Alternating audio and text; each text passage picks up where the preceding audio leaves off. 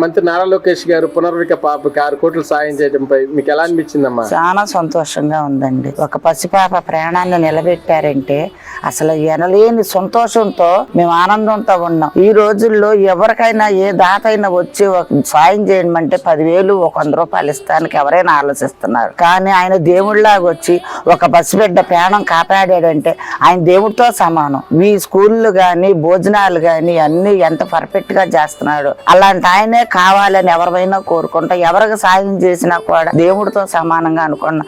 కానీ ఆ పసిబిడ్డ ప్రాణంలో ఆయన అంత స్పందన ఇచ్చాడంటే ఆయనకి చేతులెత్తి నమస్కారం చెయ్యాలనిపిస్తుంది. అలాగే నారా లోకేష్ గారు ఇలా స్పందిస్తారని మీరు అనుకున్నారు? అనుకోలేదండి, మేము అసలు అనుకోలేదు. అందరూ సందాగా అందరూ టీం వాళ్ళు జాయిన్ అయ్యి రూపాయి పోడు కొడుతుంటే ఎన్నాళ్ళకి పోగవుతాయి, ఆ పిల్లకి ఎప్పుడు బాగా ఇద్దని అందరం అనుకున్నాం. కానీ లోకేష్ గారు ఇలాగ వచ్చి ఆ పిల్లకి సాయం చేస్తారని అసలు మేము కల్లో కూడా అనుకోవాలి. కానీ ఒక దేవుడిలాగా వచ్చి ఆ పసిబిడ్డ ప్రాణాన్ని కాపాడాడు. ఆ తల్లిదండ్రులకు ఒక బిడ్డని ఇచ్చాడు. ఒక దేవుడిలాగా ఒక వరం ఇచ్చాడండి ఆయన. వెంకన్న బాబు ఎలా అంటాడు అలాగా ఆయన వచ్చి ఆ పసిబిడ్డకి ప్రాణం పోసి ఆ తల్లిదండ్రులకి ఆ బిడ్డని నిలబెట్టాడు. ఆ తల్లిదండ్రులు కూడా ఎంత ఆనందంగానే ఉన్నారు.